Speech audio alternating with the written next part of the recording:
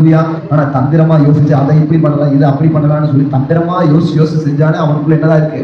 பிசாசு காணப்படுகிறது. ஹல்லேலூயா. தந்திரமான யோசனை செய்து கொண்டு இருக்கிறவங்க அந்த யோசனையை நிறுத்தணும். ஹல்லேலூயா. இன்னைக்கு குடும்பங்களுக்குள்ள பிள்ளைகளுக்குள்ள என்ன வந்து கிரியை செய்யக்கூடாது? பிசாசு கிரியை செய்ய கூடாது. எப்பொழுதும் தாய் தகப்பனை எப்படி ஏமாத்தலாம்னு என்ன பண்ணுது? பிள்ளைகள் தந்திரமா யோசிச்சு கொண்டு இருந்து என்ன பண்றாங்க? தாய் தகப்பனை ஏமாத்தி விட்டுறாங்க. ஹல்லேலூயா. இப்படி தந்திரமா யோசிச்சு செயல்பட்டு தான் இன்னைக்கு பல குடும்பங்கள் சீர்கேடுக்குள்ள கிடக்கு.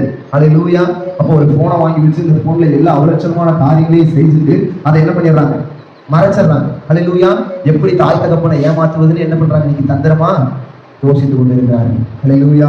அப்ப தந்திரமா யோசிச்சு அந்த இடத்துல என்ன இருக்கிறான்? பிசாசு இருக்கிற வசனம் தெளிவா சொல்லுகிறது. பிசாசு என்ன பண்ணாது? இடம் கொடுக்காது.